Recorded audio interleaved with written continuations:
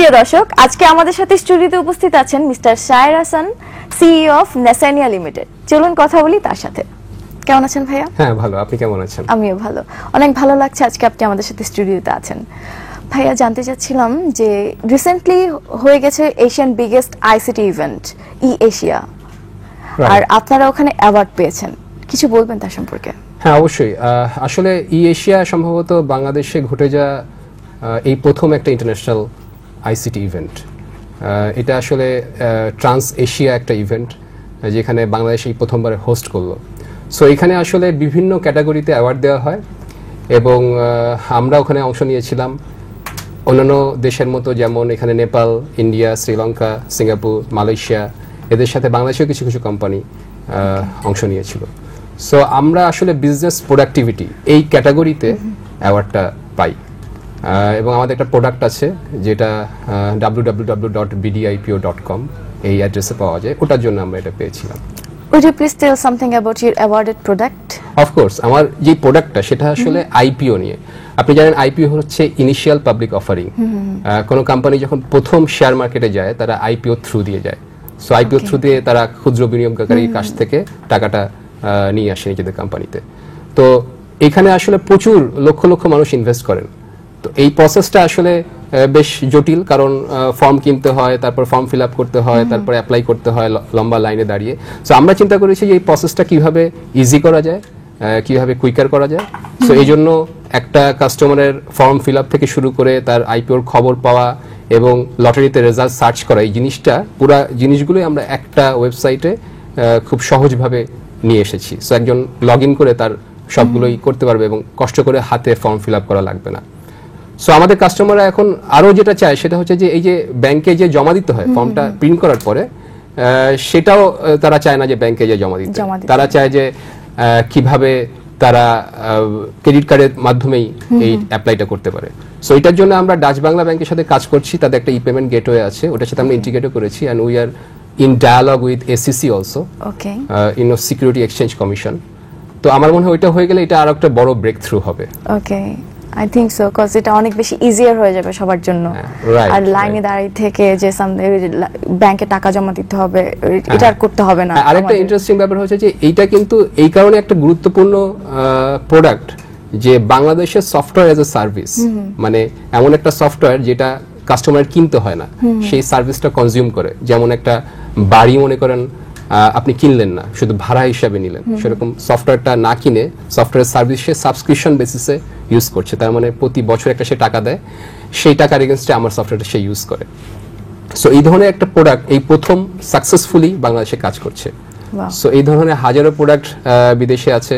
আপনি যেরকম Facebook use করেন, জিমেল ইউজ করেন, কিছু পেইড, কিছু অ্যাডভার্টাইজিং এর মাধ্যমে আপনার তারা রেভিনিউ কালেক্ট করে।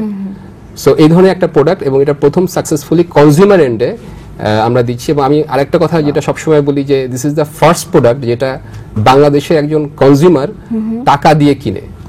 রিসেন্ট আপনারা কি নিয়ে কাজ করছেন and what is your future planning? আমরা বিডিআইপিও কে আরো সামনের দিকে নিয়ে যেতে চাই। এছাড়াও আমাদের যে মেইন বিজনেস সেটা হচ্ছে we build software for other people, for companies in Bangladesh and outside. আর তাছাড়া আরো এই ধরনের এই যে একটা ছোট প্রোডাক্ট আমরা তৈরি করেছি যেটা সফটওয়্যার এজ এ সার্ভিস হিসেবে বাংলাদেশে সাকসেসফুল হয়েছে। সো এই ধরনের আরও কিছু আমাদের প্ল্যান আছে।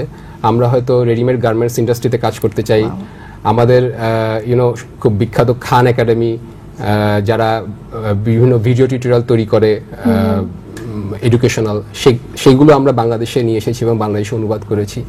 So in short, software as a service এই ধরনের যত প্রোডাক্ট আছে এই লেভেলে আমরা আরো কাজ সামনের দিকে করতে চাই।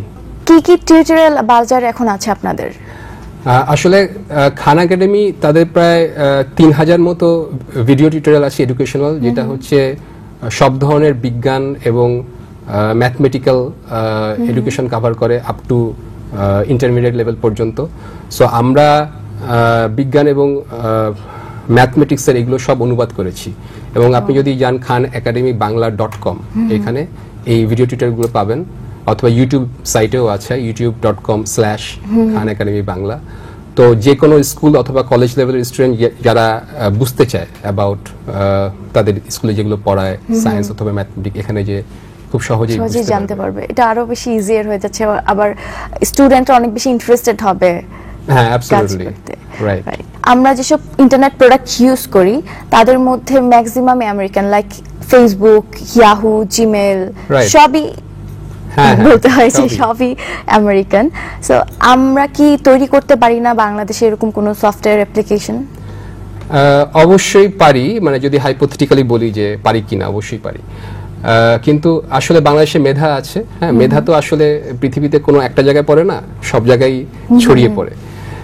কিন্তু আসলে যে কোনো কিছু করার জন্য, একটা বিজনেস সেক্টর বাড়ার জন্য ইউ নিড অ্যান ইকোসিস্টেম। যেমন একটা গাছ তৈরি হওয়ার জন্য যেমন বাংলাদেশে পাট ভালো হয়, এটা কি রাশিয়ায় ভালো হয় না? আসলে হয় না, আপনার পুরো পরিবেশটা দরকার। সেরকম একটা বিজনেস সেক্টর যদি আপনি উন্নতি করতে চান বা বাড়তে চায়, এটা এনভায়রনমেন্ট ক্রিয়েট করতে হবে, এনভায়রনমেন্ট দরকার। আসলে তাহলে বিজনেস সেক্টর এনভায়রনমেন্টটা কি? বিজনেস সেক্টর এনভায়রনমেন্ট নিশ্চয়ই অবশ্যই প্রথম হচ্ছে মেধা দরকার, ভালো ইউনিভার্সিটি দরকার যেখান থেকে ছেলেপেলে বের হবে। 2 নম্বর হচ্ছে এন্টারপ্রেনার দরকার যারা এগুলো করবে। 3 নম্বর হচ্ছে ইনভেস্টমেন্ট দরকার। সো আমাদের দেশে ইনভেস্টমেন্ট অনেক ব্যাংকে হয়, অনেক গার্মেন্টস সেক্টরে হয়। সো সফটওয়্যারে ইউ নিড ইনভেস্টমেন্ট, যেটা হয়তো ক্যালিফোর্নিয়ায় বা silicon ভ্যালিতে there are billionaires who are eager to invest in the next Facebook.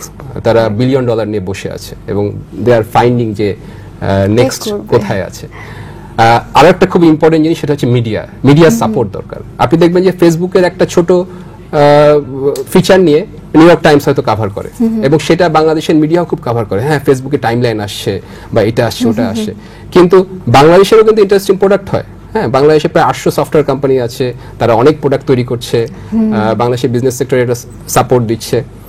কিন্তু মিডিয়ারও এগিয়ে আসতে হবে এই জিনিসগুলো কভার করার জন্য, কারণ কভার না হলে বাংলাদেশে অ্যাওয়ারনেস হবে না।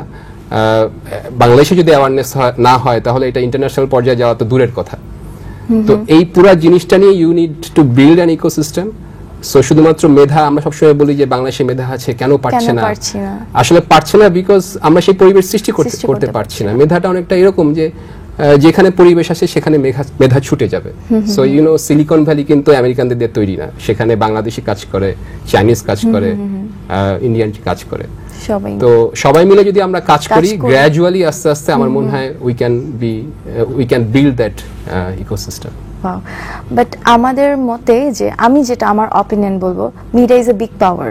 অবশ্যই media is a big power. এই যে আপনারা প্রোগ্রামটা করছেন, এরকম যদি আরো প্রোগ্রাম করতে থাকেন তাহলে আমরা উৎসাহিত হব।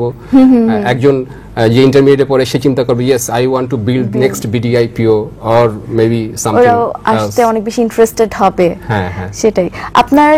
আপনি দেখেছেন এত যে আপনি ইভেন্ট করলেন, ওখানে গেলেন, অনেক তো দেখলাম অনেক স্টুডেন্টরা কেমন ইন্টারেস্টেড এই সেক্টরে আসলে। স্টুডেন্টরা অনেক ইন্টারেস্টেড, তারা তো শুক্রবার হলে একদম ভর্তি হয়ে যায়, ওখানে গিজ করে, অনেকটা মানে বাণিজ্য মেলার চেয়েও বেশি ভিড়।